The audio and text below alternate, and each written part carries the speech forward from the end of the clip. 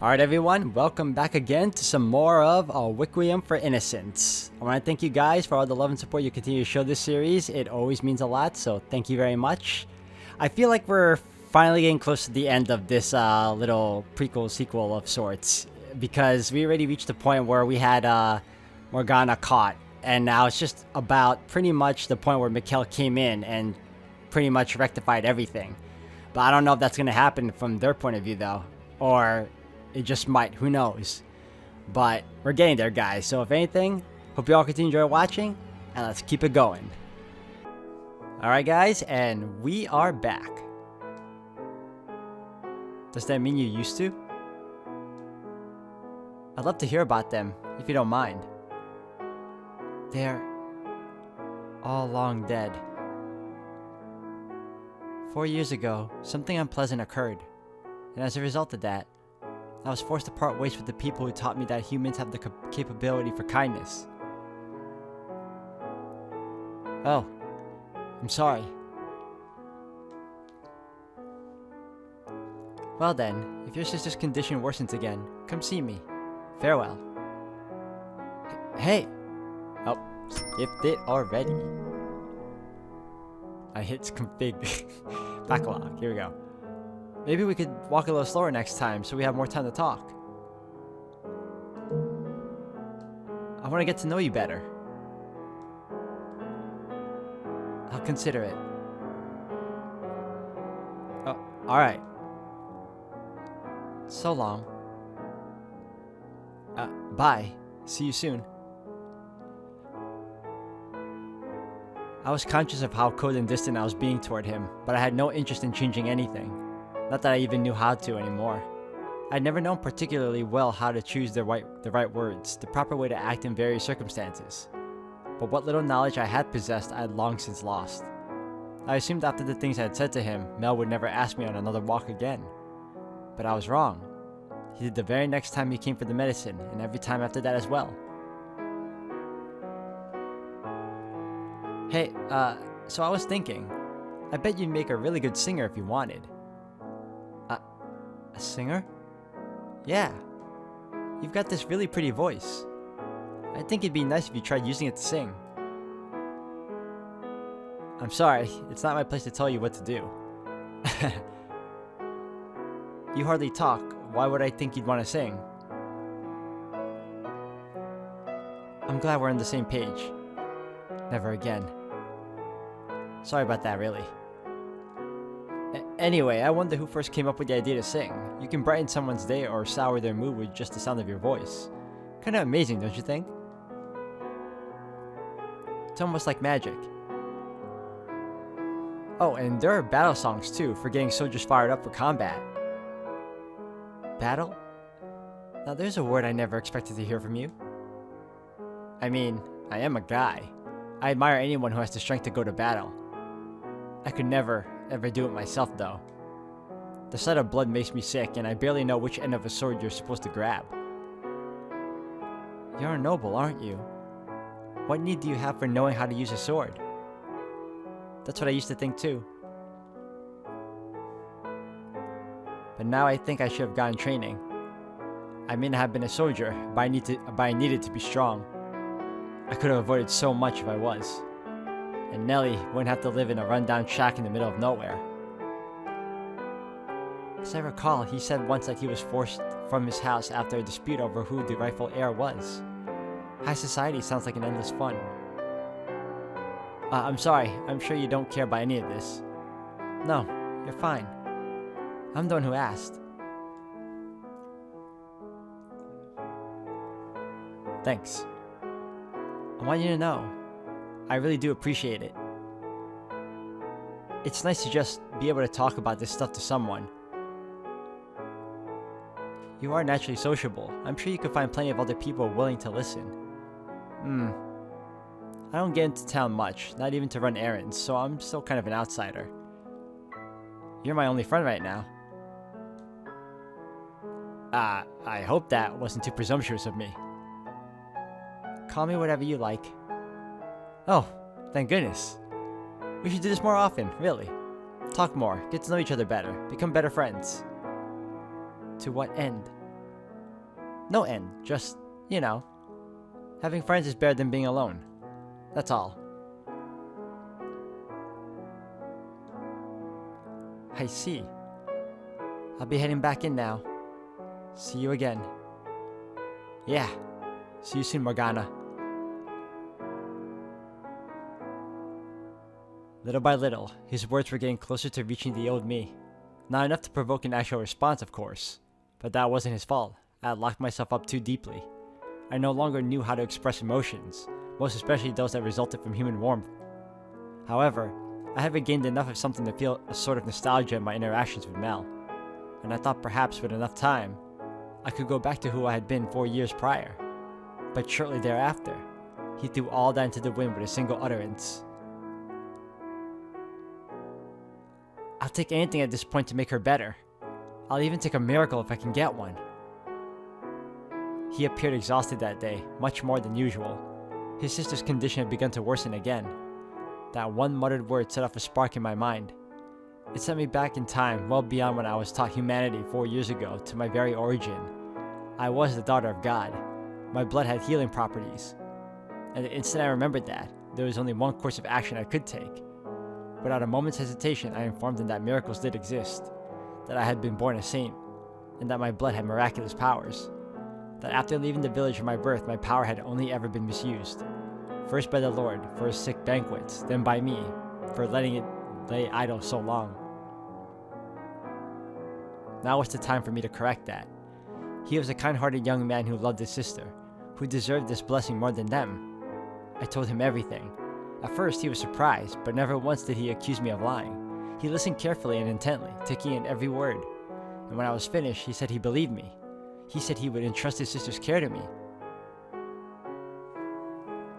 Mel's sister slept upon a simple bed. She was a sweet little girl who looked like she would have been quite spirited if not for her ailment. Both she and her brother had a beautiful flaxen hair. They looked as if they had been both yanked from a painting. Seeing them there, I wanted to do everything I could to help them, to ensure their happiness. And I knew I had the ability to do so. No longer would I be the one receiving others' charity. I could be the one giving it again. And so I made a new cut on my mostly healed arm. For the briefest of moments, a flash of him applying ointment appeared in my mind, but I quickly cast it off.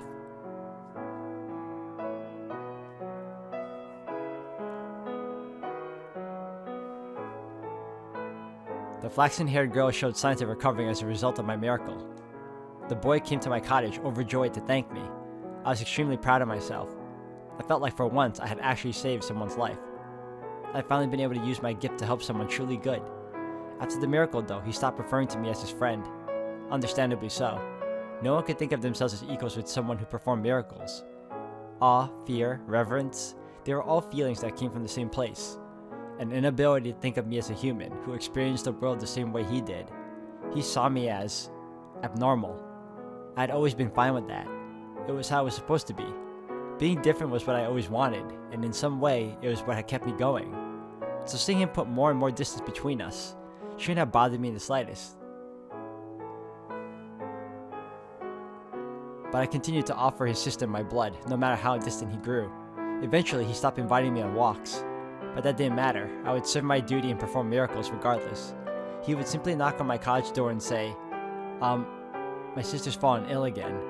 Would you come perform another miracle? I could hear the apprehension in his voice. No longer did he show me his gentle smile. No longer did we listen to the birds singing together. No longer was I the one being cold and distant. And no longer did he say, "See you again," when we parted ways. Back in my village, when everyone feared and revered me as a saint, it filled me with a childish sense of superiority. But there was no superiority now, only a prickling in the softened shell of my heart. I was no longer the child I had once been. I had changed. I had learned what warmth felt like. My memories at that time were vague and ethereal, but the feelings they had created lived on, deep within me. For a time, I felt the warm familiarity around Mel, which only made me yearn for him to treat me that way again. I wanted to be able to open up to someone once more, though I never said as much out loud.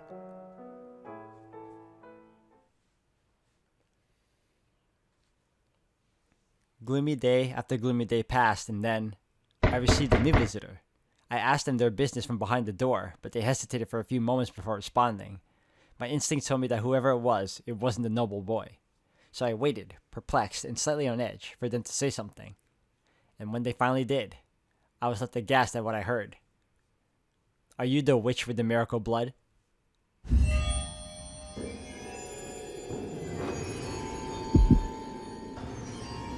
Oh, you know, the moment her heart beat, or her thumped, my controller vibrated. Why did he sound like the man who had slaughtered the slaves in the carriage, laughing all the while? What was he doing at my cottage? I thought he had wandered off somewhere, never to be seen again. I thought he was out of my life for good. Why? Why did he call me a witch? And how did he know my blood had powers? Had Mel told him? Or maybe his talkative little sister had gone running around blabbing about it. I should have been clearer with them, made absolutely certain they needed to keep their mouths shut. "Please leave." It took all my strength to get those 2 words out without my voice shaking. I could hear the scream from 4 years ago echoing in my mind. I could see the limbs flying, the blood pooling at my feet. My heart was pounding so hard I could feel it pulsing in my ears. "Please stay away from my home." After all that time I spent forgetting about everything, closing myself off, finally finding peace. Why did this monster who reminded me only of senseless violence and death have to come back into my world? I never wanted to go through anything like that again. "I am in need of your blood. Could you not spare a little?" "I have nothing to spare for a man like you.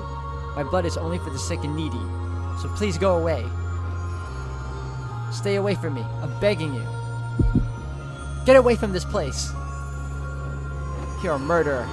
I want nothing to do with you, so please just go away." "As you say." Is he gone? Oh, thank heavens.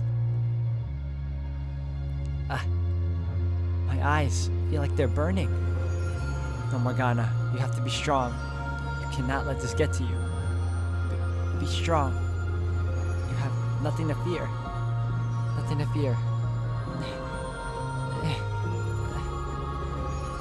No, stop. Fight it back.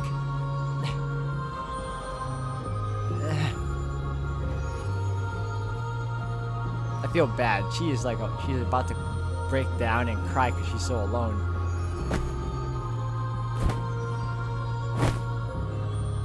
I had sworn never to cry again, but the moment fear released its grip on me, everything that had built up came pouring out in a hot stream.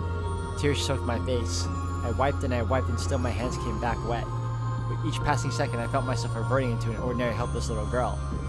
No, that's what I'd always been. My whole life, I'd just been putting on airs, when in reality, I wasn't even strong enough to withstand a little fright.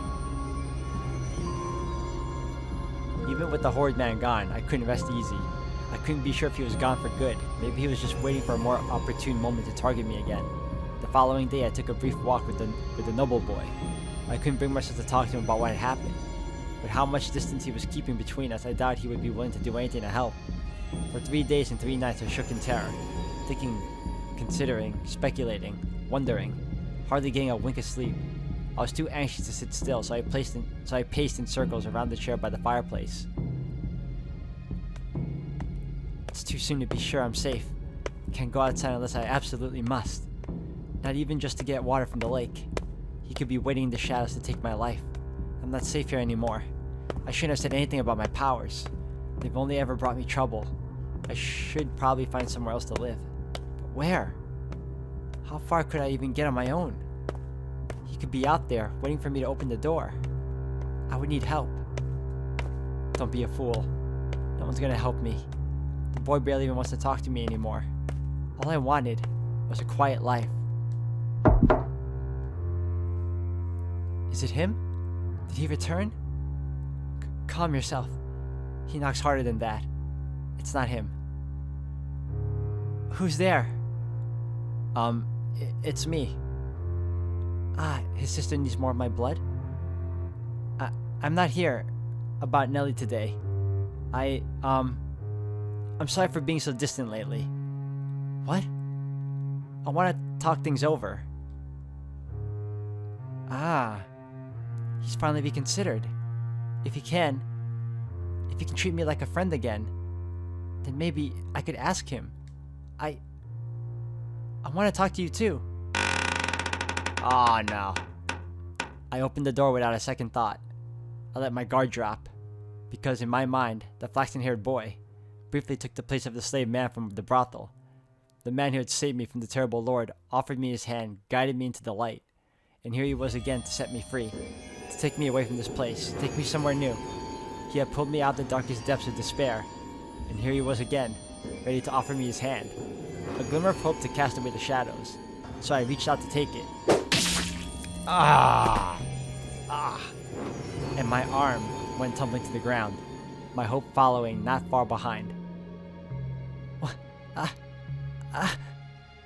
My arm.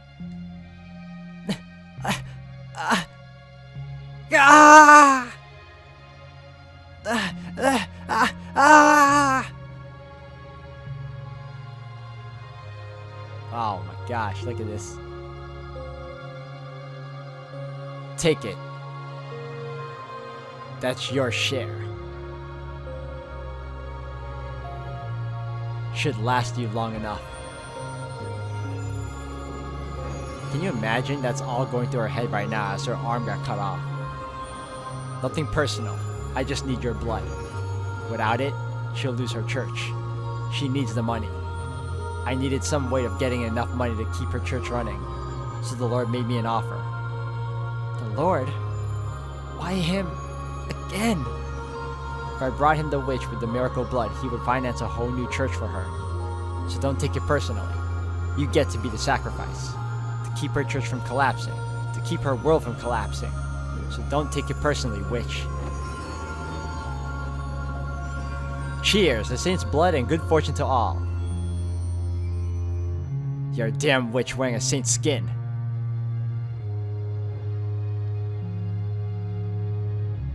No, I'm not a witch.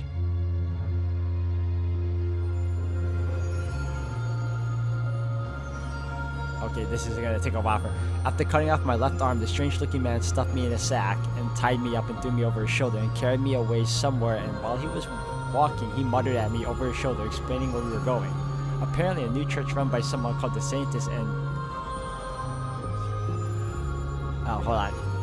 and she was going to give my blood to patrons at the church, saying it was some kind of miracle elixir.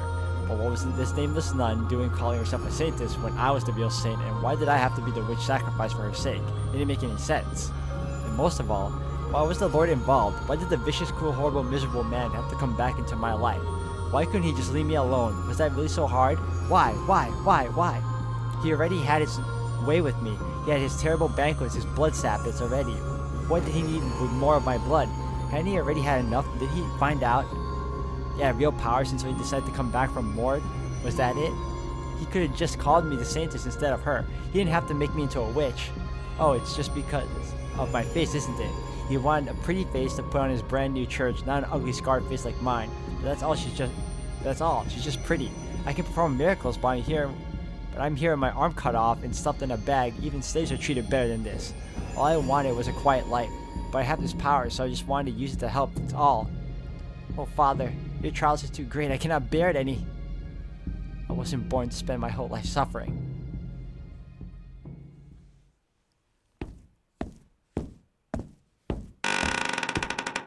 About time. There's your witch. Tell me you didn't harm her, dog. I smell blood. You only instructed me not to kill her. Mistakes were made. Limbs were lost. I cleaned up all the blood I got on me. No one suspected anything. That you were able to immediately recognize it as a smell of blood says quite a bit, Lord. You have killed before, haven't you? Enough yapping. Yapping, sorry. She is alive, yes? Of course.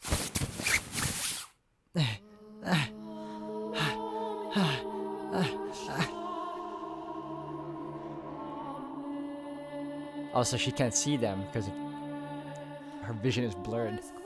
No tears. Now that's a good girl. It simply wouldn't be the same if you cried and blubbered like a lowly slave or a whore. Dignified and saintly. That's what I need you to be.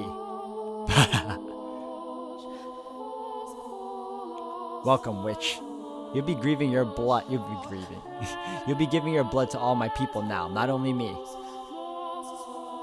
Is that you? Oh, do you remember me? What an honor. A truly splendid honor. How could I ever forget? How could I ever forget? All the pain and humiliation you put me through. How could I ever forget the blood sabbath you so love to hold? Haven't you had enough? Have you? Leaving scars on every inch of my body wasn't enough for you? You haven't had your fill of my blood?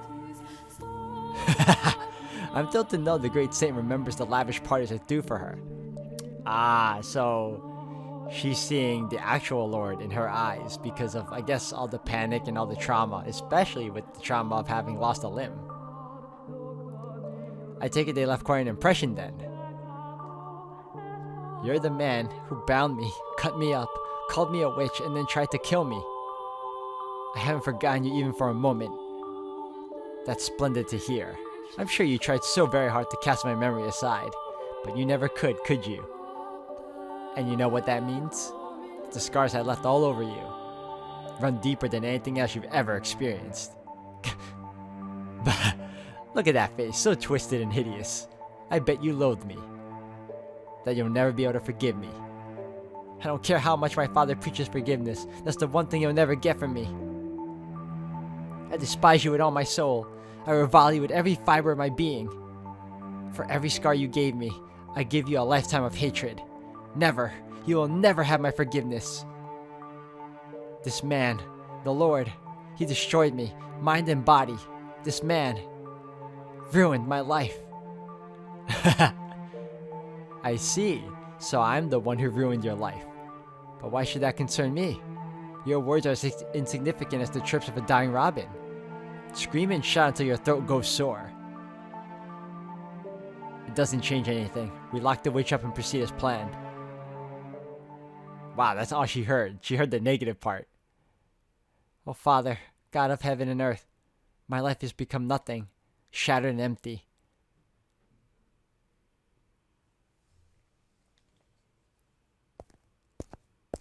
Good day, Lord Barnier.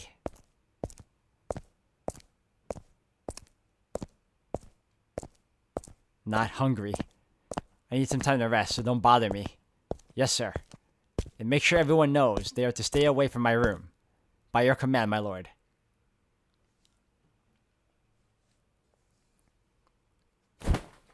Why? Why was she the lakeside witch? How could this happen? God. There must be something I can do. Some way to fix this. No, don't fool yourself, you damn buffoon. There's no fixing that. Her arm's been cut off. Her mind broken. If only that Far Eastern dog hadn't been such a damn idiot. Then she might actually be in proper shape. Freak! I'm the one who gave the order. The only one to blame for this is me. I can spend all goddamn day regretting it, but there's no taking back what's already been done. Ah, god damn it! What the hell am I supposed to do? What can I do? I could set her free. And the doctor, yes, find a good doctor. There's no getting her arm back, but he could at least patch her up. This is all my fault, so I'll do right by her, look after her myself. Make sure she's taken care of for the rest of her life. Are you out of your mind, Jacopo? Why would she ever want to stay with you? Ah, damn it. I can't even stay focused. Gah! What is there to think about, boy? You already know what you must do. Get out of here, spirit. When will you learn your damn lesson and just stay dead, damn it? The last thing I need is a pathetic ghost constantly sticking its nose in my business. Strong words from the man who can't even keep his head in the presence of said pathetic ghost. Gah! The answer's plain as day, boy. You proceed exactly as planned. Make witch's blood into a miracle elixir and distribute it at the church. You have taken teats, as well as winning the people's favor for supporting their new beloved church. It's a fine scheme. I'm impressed you came up with it, boy. Silence! That was before I knew she was the witch. But doesn't matter. The girl's going to be dead soon regardless. Progress and growth, it always comes at a price. You need simply accept that the price has already been paid. Tell me, is the girl worth throwing the entire venture aside? Knowing you'll lose all the goodwill you made to gain from it and more? She's... Morgana's... She's my... A child could tell you which has more value. You bear the weight of this entire land, boy. Don't try to cast that aside because you killed one little girl. She isn't dead. She's still... Surely you can't call that living. She's not. She is. And you killed her. I did not. There's no turning back. Why are you so upset about this, boy? Countless slaves have perished at your command. You had the slum rats who tried to bite you slaughtered. And only now are you concerned about another's life? Surely you're not still clinging to your naive sentimentality, are you? Oh, but she's different from disposable sacks of flesh. She's dear to me. We have so many wonderful memories together. I love her. Enough!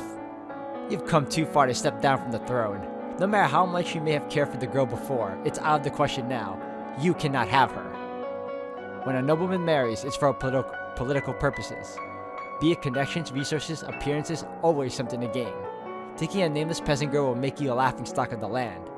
So lock her up and drain her until she's nothing left. Shut your damn mouth, accursed spirit! You don't have any idea what you're talking about. You don't know the first thing about how I feel about her. The things we've shared. Wait a minute. What's going on? How the hell do you know any of that? Took you long enough, boy. How did I not realize? You were never the kind of man to speak of progress and growth that I wasn't. What the hell? What are you? I've already told you.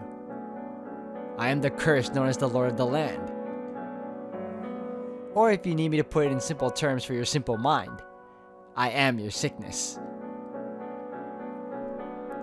You're out of your mind. I am not sick. I'm not the one who's out of his mind, boy. This is a world of madness and disease, but not of spirits. The throne drives all who sit upon it to madness. Power or sanity, a man can only have one.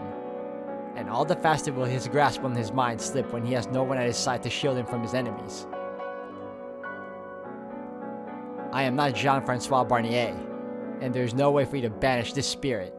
Your mind is broken, on the verge of collapse, and there's nothing you can do to stop it. No. No, no, no, no! You're lying! My mind is not broken. I'm perfectly sane. There's not a grain of madness in me. Tell me, Jacopo, is this the power you've always sought? Is this what you spent day and night fighting to achieve? What? How are you? I thought you wanted power in order to protect those you cared most about. But here you are, using that power to destroy their lives. Or is power the only thing you care about protecting anymore? Shut up. Is that what I took up the blade for all those years ago? Enough. You don't have any place criticizing me. You're just a stupid child with his head in the clouds. Who thinks he can become some kind of hero? If you hadn't been so foolish, I wouldn't be in this place at all. You're right. We chose the wrong path, and there's no way for us to get back on the right one any longer. This wasn't what I had wanted at all. The future I had dreamed of. The outcome I had hoped for. But who did I even have to explain that to? And who would even understand if I tried? There were walls as high as the eye could see on both sides of this path. Forward was the only way I could go. I had killed my old friends and comrades. Lost everything along the way, but still I had marched on. Because that was all I could do. And now, power was the only thing that remained in my hands. So I would make a despot of myself, bury all my feelings for her, and continue my march straight into hell. I had no other choice. Every day felt like a slog to a swamp with no end in sight, though I did everything to keep up appearances when I wasn't alone. I masked any trace of my discord beneath a veil of bottomless confidence. It had reached a point where nearly everything I had said or did in public was an act, a farce even. Among the mistakes the Far Eastern dog had made was involving a third party. He was a young man and there was a considerable possibility he was nobility, which meant I couldn't simply dispose of the boy until I had more information. Between that and his decision to cut off Morgana's arm, I was looking like quite a fool for thinking I could tame a beast. Though of course, my biggest mistake was coming up with the scheme in the first place. Soon after locking Morgana up in the tower, I summoned the boy, making it abundantly clear he was not to tell anyone what he knew, then sealing the deal by turning him into a co-conspirator. The boy was irritatingly timid in part, I presume, because the dog had already threatened him. All it took to keep him nice and obedient was a stern glare and a few choice words. I hired the dog to be my bodyguard and assigned the boy to an administrative supervising post in the new church grounds. Having been originally built as a second manor for the previous lord, the church was still more mansion than church, which meant there was an abundance of rooms for the boy to stay in.